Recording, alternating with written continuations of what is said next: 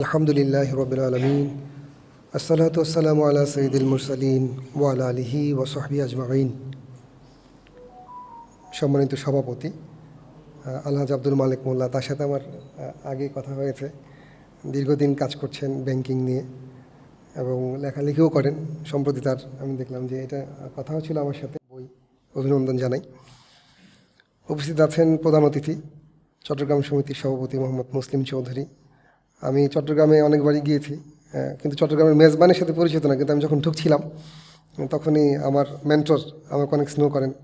বাংলাদেশের ব্যাংকিং জগতের এক জীবন্ত কিংবদন্তি মোহাম্মদ আব্দুল মান্নান স্যার বলছিলেন যে মেজবানের কথা বলে মনে কথা বলছিলেন। তখন বুঝলাম যে না, এটার একটা সংযোগ আমার হওয়া দরকার। আমি এটা একদম চট্টগ্রামের লোকদের কাছ থেকেই মেজবানের স্বাদ নেওয়ার একটা চেষ্টা আমি করবো ইনশাল্লাহ, পরবর্তীতে যদি সুযোগ হয়। উপস্থিত আছেন বিশেষ অতিথি, আমি আগে বললাম বাংলাদেশ ইসলামী ব্যাংকিংয়ের যিনি আসলে কিংবদন্তি, ইসলামী ব্যাংক বাংলাদেশ লিমিটেডের ভীষণ দুঃসময়ে যিনি নেতৃত্ব দিয়েছেন, ব্যবস্থাপনা পরিচালক ছিলেন, এখন ইসলামী ব্যাংকার্স কনসালটেন্সি ফোরামের চেয়ারম্যান এবং ফার্স্ট সিকিউরিটি ইসলামী ব্যাংকিংয়ের চেয়ারম্যান হিসেবে দায়িত্ব পালন করছেন। যদিও আমরা তাকে ব্যাংকার হিসেবে পরিচিত করাতে চাই, কিন্তু আসলে তাকে আমি চিনি একজন খুব লব্ধ প্রতিষ্ঠ গবেষক হিসেবে। আপনারা জানেন কিনা যে বাংলাদেশের আমরা যে আত্মপরিচয় সন্ধানে আছি, বাংলাদেশের মুসলমানেরা তাদের নিয়ে খুব বেসিক 2-3টা বই স্যার লিখেছেন। মানে উনি যদি এটা একাডেমিক ফর্মেটে লিখতেন 2-3টা পিএইচডি তার হতো আর কি। তো উনি এটা একাডেমিক ফর্মেটে করেন নাই, ভিন্ন বিষয়। কিন্তু আমি আমার পক্ষ থেকে তাকে অভিবাদন জানাই। উপস্থিত আছেন Mohammad Nasir Uddin, director CBM group. Shahidul Haque Molla, CIP. কি আসেন দেখুন? আচ্ছা, আসবেন, নিশ্চয়ই আসবেন। আর উপস্থাপনা করছেন আসলে ওনারই উদ্যোগ, আমার মতন একজন খুবই সাধারণ মানুষকে উনি দায়িত্ব দিয়েছেন এই প্রবন্ধ উপস্থাপন করার জন্য। ডক্টর ঈসা শাহিদি, বাংলাদেশের একজন শ্রেষ্ঠ প্রাবন্ধিক, গবেষক এবং সংগঠকও। উনি আবার রাজনীতিও করেন, রাজনীতি সচেতন মানুষও। তো মানে আমরা যেই ছোট্ট পরিসর ওনাকে দেখছি, ওনার পরিসর অনেক বড়। তো আমার আনন্দ এবং আগ্রহ যে আপনাদের সামনে এই বিষয়ে কথা বলতে পারছি। এটা মূলত কথা বলার জন্য আমি আসিনি। স্যাররা আছেন, আমি নাম দেখেছি, দেখে মনে হচ্ছে এখানে আমার কথা শুনতে আসা দরকার। আমি সে কারণে এসেছি, মূলত উপস্থাপন করবার একটা বাহানা, উছিলা মাত্র। তারপর যেহেতু আমাকে বায়তুল ইসলাম গবেষণা কেন্দ্র এইটুকু সম্মানিত করেছে, আমি কৃতজ্ঞতা জানাই এবং আমার পক্ষ থেকে যতটুকু সম্ভব আমার একদমই এলোমেলো লেখা, তার মধ্যে কিছু উপস্থাপন করার চেষ্টা করি। আমরা অবশ্যই জানি যে ইসলামের যে পঞ্চবুনিয়াদ বা 5টা মৌলিক ভিত্তি আছে, তার মধ্যে সাওম নিঃসন্দেহে অন্যতম। রাসূল ইসলামের যে সিরিয়ালটা বলছেন তাতে 5 নম্বর, সাওমুর রমাদান, সহিহ বুখারীর যে হাদিস সেখানে 5 নম্বর এটা আছে। তো সাওম একটা ফরজ ইবাদত এবং এটা পালন করতে হয়। রমাদান বা রমজান, যেভাবে আমরা মাসের নাম বলি না কেন, আমাদের বাংলাদেশে আমরা যেহেতু বহুদিন থেকেই ফার্সি চর্চা করছি, ফলশ্রুতিতে আমাদের রমাদানের চেয়ে রমজানে আমরা বেশি স্বস্তি বোধ করি। এটা কোনো অসুবিধা নেই। শুধু আল কোরআন এবং হাদিসে রমাদান বলা হয়েছে, চাইলে আমরা বলতে পারি, না বললে কোনো অসুবিধা হবে যে ব্যাপারটি এরকম না। আমাদের মধ্যে এরকম একটা প্রবণতা তৈরি হয়েছে যে রমাদানেই বলতে হবে, ব্যাপারটি এরকম না। আমরা রমাদানও বলতে পারি, রমজানও বলতে পারি। যেহেতু নামটা হলো রমজান, আমি রমজান নিই, রমজান বলেই আমি বলবো ইনশাআল্লাহ। তো যখন আমাদের বাংলাদেশে বিশেষ করে রমজানের চাঁদ উদিত হয়, আমাদের বহুবিধ আলোচনার দ্বার খুলে যায়। আমাদের বাংলাদেশে 45টার বেশি অনলাইন অফলাইন চ্যানেল আছে। প্রত্যেক চ্যানেলে 4টা-5টা করে প্রোগ্রাম হয় এবং সবগুলো প্রোগ্রামের মূল উপজীব্য বিষয় হলো রমজানের ফজিলত, রমজান করলে আমরা আখিরাতে কী পাবো, দুনিয়াতে কী পাবো, একবার ইফতার করলে একটা রমজানের সওয়াব পাবো। এইসব বিষয় নিয়ে আলোচনার ধারাটা বেশি হয়। আমিও কিছু টিভিতে প্রোগ্রাম করি, সেখানে দেখি যে মানে গোটা আলোচনা আবর্তিত হয় যে আসলে রমজানটা আমাদের ধর্মীয় দিক থেকে কি ভূমিকা পালন করে তা নিয়ে।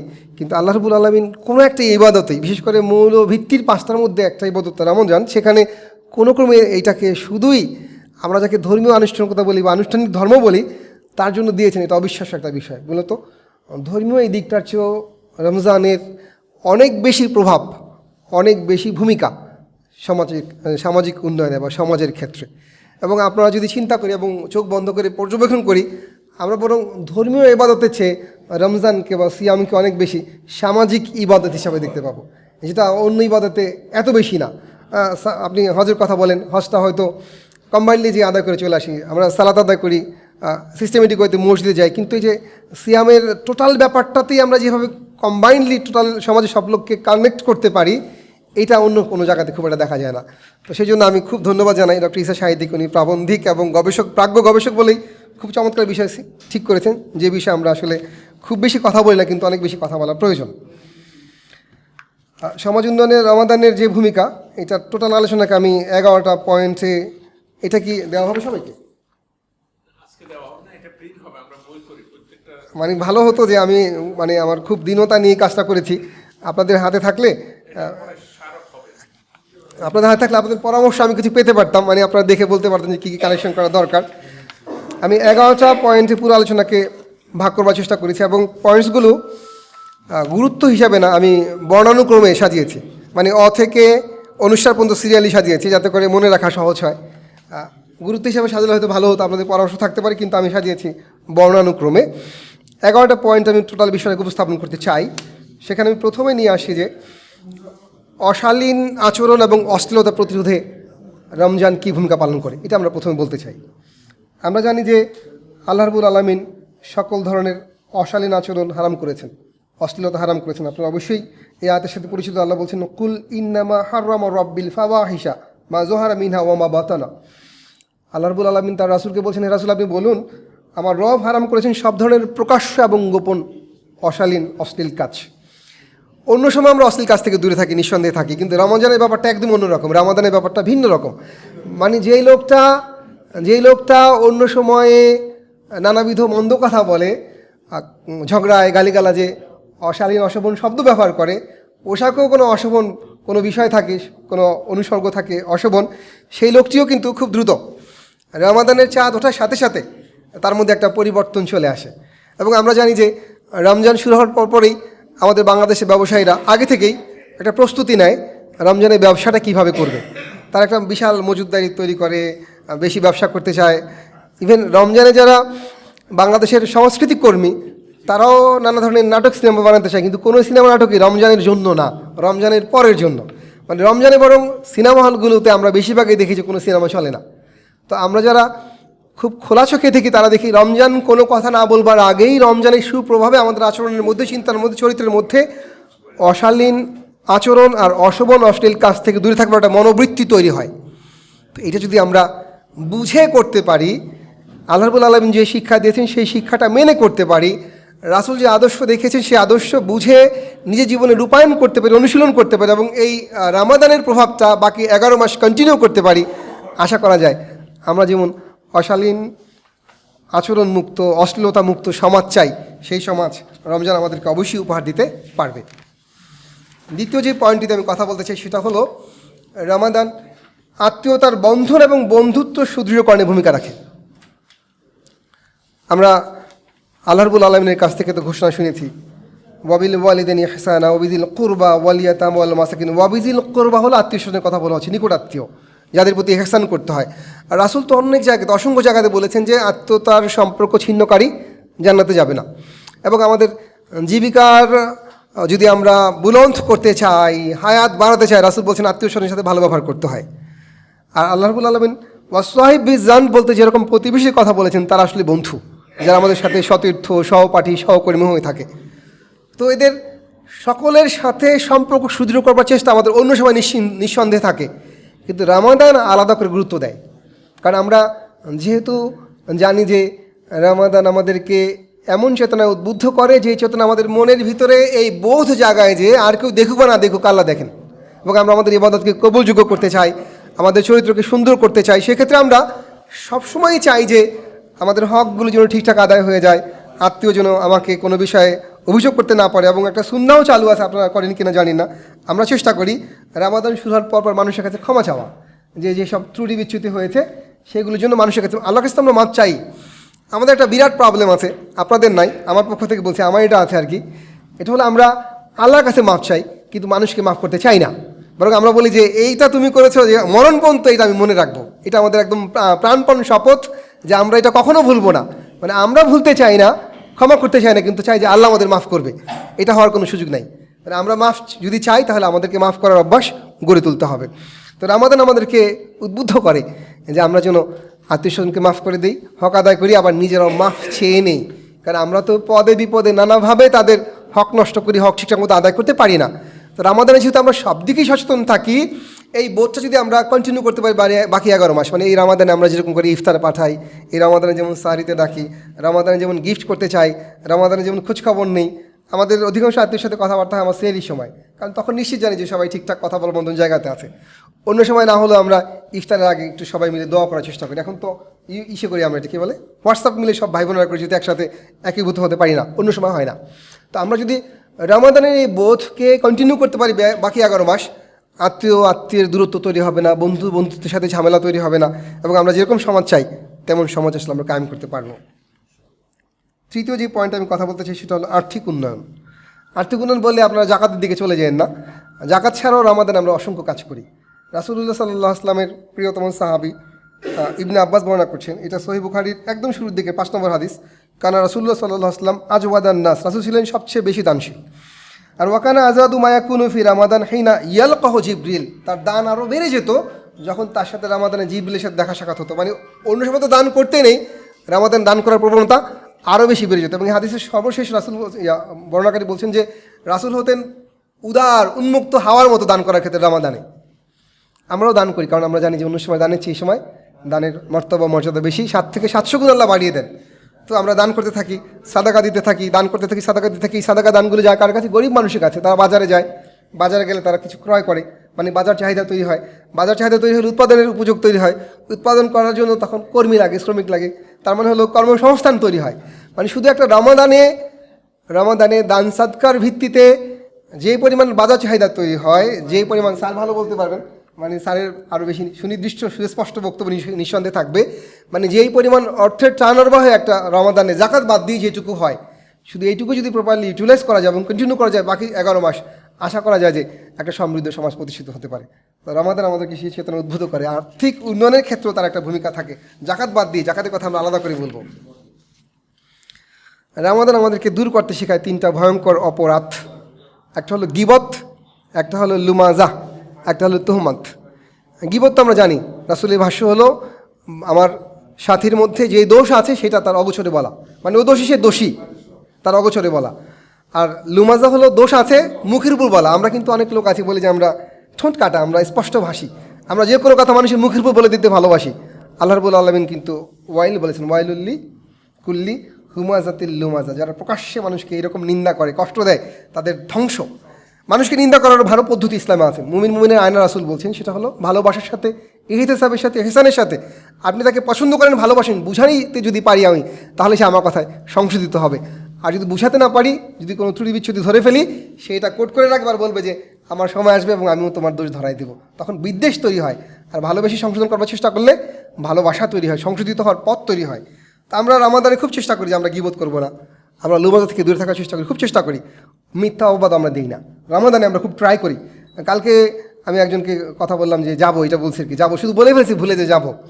পরে মনে হলো যে রোজার মুখে বললাম যাবো, আচ্ছা ঠিক আছে চলে যায়। অনেক কষ্ট করে ঢাকার জ্যাম ঠেলে তারপর আমরা সেখানে গেলাম। আমাদের সবার কিন্তু এই ঘটনা ঘটে। রমজানে কোনো কথা দিয়ে ফেললে মনে হয় না এটা রমজানে যাওয়া উচিত, করা উচিত, ওয়াদা দিলে, কাজ করলে। তো গীবতের ক্ষেত্রে আমরা যদি রমাদানে এসে নিজেকে মানে সংযত করতে পারি, লুমাজার ক্ষেত্রে পারি, তুহমাদের ক্ষেত্রে পারি, বাকি 11 মাস কেন নয়, বরং আরও বেশি করা উচিত, আরও বেশি। কারণ রামাদানে আমরা যেই রহমত পাই, মাগফিরাত পাই, অন্য মাসে তো সেটা পাই না। ফলে সে সময় গুনাহ আরও বেশি জঘন্য গুনাহ। কাজে আমরা যদি এই ব্যাপারে সাবধান থাকি, রামাদান আমাদের সেই চেতনায় দিয়ে থাকে, সেই প্রেরণা দেয়, সেই প্রেরণায় উদ্বুদ্ধ করে। এরপরে আরেকটা বিষয় আমি একটু দৃষ্টি আকর্ষণ করতে চাই। এটা পুরোপুরি লেখা আছে, আমি লেখা পাঠ করছি না, কারণ আমি আসলে বক্তৃতা শুনতে আসছি, আমি খুব দ্রুত শেষ করতে চাই। আমরা বক্তৃতা শোনার জন্য ওয়েট করব। ঝগড়া বিবাদ প্রতিরোধে রামাদানের একটা চমৎকার ভূমিকা আছে। আপনারা জানেন যে রাসূল ইসলাম বলছেন, যদি কেউ ঝগড়া করতেও আসে, কি বলতে বলছেন রাসূল ইসলাম? আমি রোজাদার, আমি রোজাদার। এবং আমরা তাই করি, কিন্তু যদিও আমরা দেখি যে ইসলামের বড় বড় যুদ্ধগুলো রমজানে হয়েছে। তো এখন সেটা কি ব্যাখ্যা হবে? ব্যাখ্যা হবে এই যে আসলে যুদ্ধটা তো আমরা বাধাই নেই, আমাদের উপরে চাপিয়ে দেওয়া হয়েছিল, সেই জন্যই করা হয়েছিল। এবং এটা একটা খুব ইন্টারেস্টিং ব্যাপার। আমার মান্নান স্যারের কথা আবার বলতে হয়। উনি কাবা, মানে মক্কা নিয়ে একটা চমৎকার বই আছে, কাবার গিলাফ, কালো গেলাফ। মানে আপনাদেরকে আমি অনুরোধ করি বইটা পড়বার জন্য, যারা মক্কা গিয়েছেন বা যান নাই। মানে প্রত্যেকটা পদের পদচিহ্ন রাসূল ইসলামের আপনি বইতে খুব স্পষ্টভাবে পাবেন, এবং আলাদা করে আপনার দরদ লাগবে মক্কা মদিনার জন্য। তো সেখানে যে বিষয়টি হয়েছে, যে রাসূলুল্লাহ সাল্লাল্লাহু আলাইহি ওয়াসাল্লামের সাহাবীরা মদিনা থেকে বদরে যেখানে যে যুদ্ধ করেছেন, মানে এখনকার অধিকাংশ সফরে আপনাদেরকে সেখানে নিয়ে যাওয়া হয় না এত দূরে। মানে ট্যুর করানো যে হয়, জিয়ারা যে করানো হয়, বদর ট্যুর তার মধ্যে থাকে না, দূরে বলে। কিন্তু রাসূলের সাহাবীরা 2-1 অশ্ব ছিল, উঠছিল, বাকিরা সবাই রামাদানের এই রোজা দেখেই তারা হাঁটতে হাঁটতে গিয়েছে, যুদ্ধও করেছেন। আমাদের কি এরকম কোনো ঘটনা ঘটাতে গেলে একটু অসুবিধা হয়ে যায় আমাদের? তাহলে তারা ঝগড়া বিবাদ করেছেন নাকি ঝগড়া বিবাদ করেন নাই? না না, কোনো ঝগড়া করেন নাই, চাপিয়ে দেওয়া যুদ্ধ প্রতিরোধ করেছেন। আর আমাদের জন্য সাজেশন হলো, আমাদের উপর যদি কেউ ঝগড়া করতে আসে, আমরা 2 টাইমস, রাসূল বলছেন 2 বার বলবো যে আমি সাইম, তারপর যদি কোনো ক্রমে নিবৃত্ত করতে না পারি, নিবৃত্ত করার চেষ্টা করব, তারপর প্রতিরোধ করবো, কিন্তু ঝাঁপায় পড়ার কোনো মনোবৃত্তি দেখানো যাবে না। আচ্ছা, এই বিষয়ে যদি আমরা প্র্যাকটিস করতে থাকি, ঝগড়াহীন একটা সমাজ তৈরি হবে। আমাদের বেশিরভাগ রাগারাগিটা তখনই তো হয় যখন আপনি রাগলেও আমি রেগে যাই। আর রাসূল শিখিয়েছেন যে বীরপুরুষ সে যে মল্লযুদ্ধ অন্যকে হারায় না, বীরপুরুষ সে যে নিজেকে ক্রোধের সময় বশীভূত করতে পারে, সংবৃত্ত রাখতে পারে, নিয়ন্ত্রণ করতে পারে। এরকম তো রাসূল শিখিয়েছেন। আর নিয়ন্ত্রণের সেই কাজটির সবচেয়ে গুরুত্বপূর্ণ অনুশীলনের জায়গা হলো রমজান। তো রমজানের এই অভ্যাসটা যদি আমরা মেনটেন করি, এটা আমাদেরকে ধর্মীয় দিক থেকে কোন জায়গায় পৌঁছে দিবে আমরা জানি না, কিন্তু সামাজিক দিক থেকে একটা শান্তশিষ্ট পরিবেশ তৈরি করে দিবে, যেটা আলটিমেট সামাজিক উন্নয়নের ক্ষেত্রে একটা অনুসরণীয় বিষয় হবে বলে মনে করি। জি আচ্ছা, এরপরে খুব সংক্ষেপে এটা আমি বলবো, দারিদ্র বিমোচন করবার ক্ষেত্রে রমজান কী ভূমিকা পালন করে, সেটা মূলত আমি জাকাতের কথাই বলবো, এবং এটা খুব সংক্ষেপে এই কারণে বলবো যে আমি আমার পরিচালককে অনুরোধ করবো, দারিদ্র বিমোচনে জাকাত দিয়ে নিয়ে একটা কমপ্লিট সেশনই হওয়া দরকার। এটা রমজান যদি হয় আমরা আরও খুশি হই, যদি এরকম হয় সেটা নিয়ে আমরা তখন আরও বিস্তৃত কথা বলবো। এখন শুধু এইটুকু বলতে পারি যে বাংলাদেশে মসজিদ আছে 3,32,000-এর বেশি, 3,32,000 মসজিদ বাংলাদেশে আছে। এখন মসজিদের ইমামগণ যদি দায়িত্ব নেন, শুধু আর কাউকে দায়িত্ব নেওয়া লাগে না, যে মসজিদের মহল্লায় কত সংখ্যক লোক বাস করে, তাদের মধ্যে কী পরিমাণ লোকের জাকাত দেওয়ার ক্ষমতা আছে, আর কী পরিমাণ লোকের জাকাত নেওয়া জরুরি। একজন মসজিদের ইমাম সাহেব, সভাপতি সাহেব, সেক্রেটারি সাহেব চাইলে এটা বছরের যে কোনো সময়ই করতে পারেন। এবং বছরের এই যে আমরা যদি রমজানে জাকাত দিতে চাই, এই সময় মসজিদ কমিটি জাকাতদাতাদের কাছ থেকে জাকাত নিয়ে আসবে, আর জাকাত গ্রহীরা যাদের দেওয়া পাওয়া দরকার তাদেরকে দেবে, সততার সাথে, নিষ্ঠার সাথে দেবে।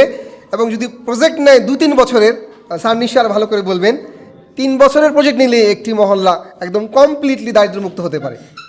আমরা যেভাবে দিই সেভাবে না, শুধু যদি মসজিদ কমিটির দায়িত্ব নেয়। 3,32,000 মসজিদ বাংলাদেশে।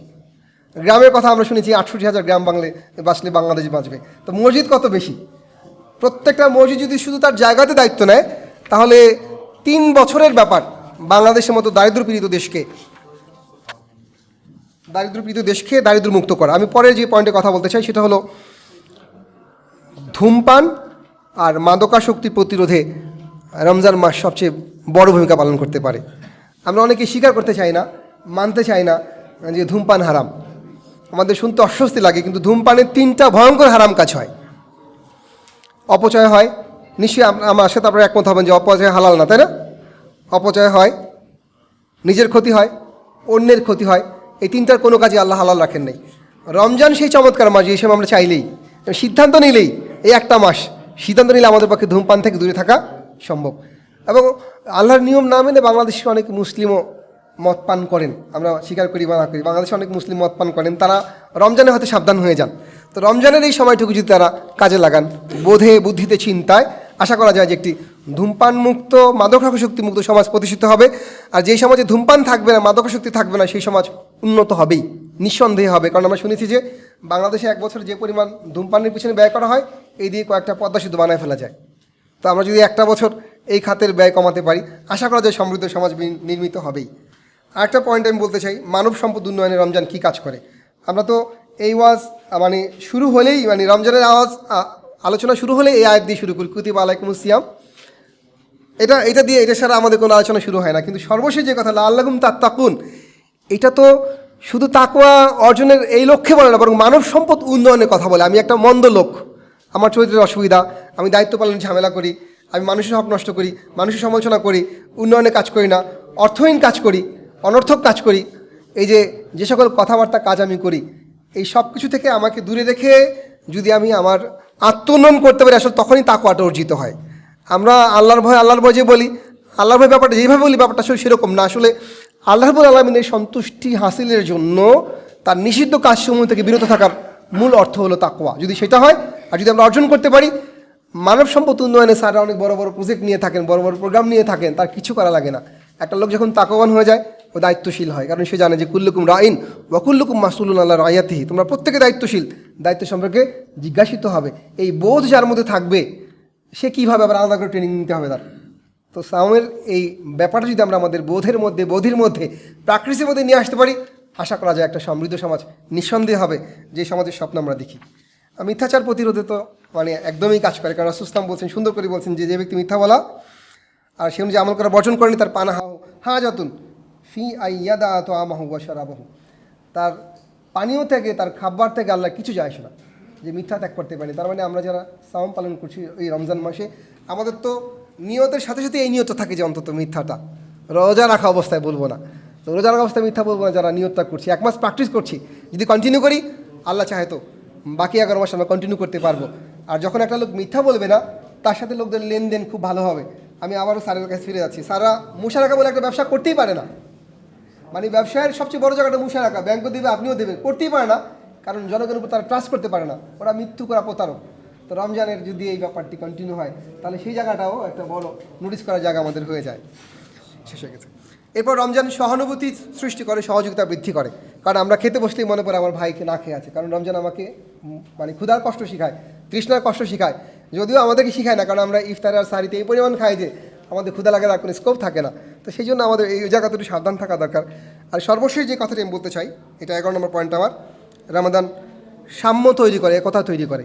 যেভাবে আমরা সারিতে উঠি, তারাবিতে যাই, ঈদ করি, সব জায়গাতে সম্মিলিতভাবে কাজ করি, আশা করা যায় যে এই চেতনার বোধ যদি আমরা লালন করতে পারি, ধারণ করতে পারি, আমাদের অনুশীলনে নিয়ে আসতে পারি, আমাদের বাকি সময়গুলো একতার ভিত্তিতে তৈরি হবে। আর আমরা জানি যে ঐক্যবদ্ধ সমাজ শক্তিশালী সমাজ, ঐক্যবদ্ধ সমাজ উন্নত সমাজ, তখন আর আমাদেরকে কেউ পিছিয়ে রাখতে পারবে না, বরং আমরা চাইলেই যেমন সমাজ চাই তেমন সমাজ গড়ে তুলতে পারবো। আল্লাহ রাব্বুল আলামিন আমাদেরকে রমজানকে নিজেদের জীবনে, চরিত্রে, ইলমে, আমলে, জবানে, জীবনে চিহ্নিত করা, চিত্রিত করার, অনুশীলিত করবার তৌফিক দান করুক। আমার জন্য দোয়া করবেন। আমি যে কথাবার্তা বললাম, যদি কোনো ভুল ত্রুটি হয়, নিজ গুণে ক্ষমা করবার সাজেশন চাই। যদি আমরা এই আর্টিকেলটাকে আরও সমৃদ্ধ করতে পারি, মনে হয় হয়তো আগামীতে আরও বেশি ভালো হবে। আল্লাহ হাফেজ। আসসালামু আলাইকুম ওয়া রাহমাতুল্লাহি ওয়া বারাকাতুহু।